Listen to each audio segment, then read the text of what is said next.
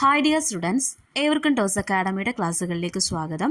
ഇന്നത്തെ ക്ലാസ്സിൽ കൊമേഴ്സിൻ്റെ answer key ചലഞ്ചുമായി ബന്ധപ്പെട്ടിട്ടുള്ളതാണ്. അപ്പോൾ ആൻസർ കീ ചലഞ്ചുമായി ബന്ധപ്പെട്ട് ടോസ് അക്കാഡമി ഇതിന് മുമ്പ് ഇറക്കിയ വീഡിയോസ് എല്ലാവരും കാണണം. അതിൽ ഇതിൻ്റെ വ്യക്തമായിട്ടുള്ള പ്രൊസീജിയേഴ്സ് പറയുന്നുണ്ട്.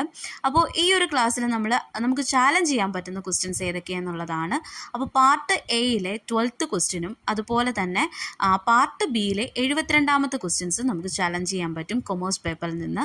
അപ്പോൾ the art of designing the companies offering an image to occupy a distinct place in the target markets mind. അപ്പോൾ മാർക്കറ്റിംഗ് മാനേജ്മെൻറ്റുമായി ബന്ധപ്പെട്ടിട്ടുള്ള ഒരു ക്വസ്റ്റ്യനാണിത്.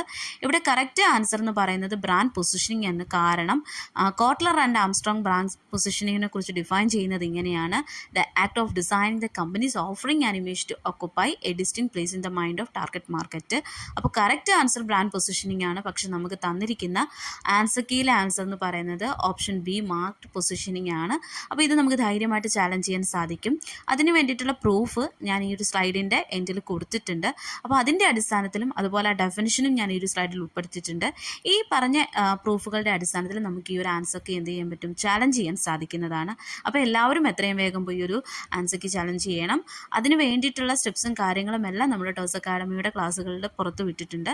അപ്പോൾ ആ വീഡിയോസ് കണ്ടതിൻ്റെ അടിസ്ഥാനത്തിൽ മാത്രമേ നിങ്ങൾ ഈ ഒരു ചാലഞ്ചിങ്ങിന് പോകാവൂ. അപ്പോൾ ഓൾ ദി വെരി ബെസ്റ്റ്.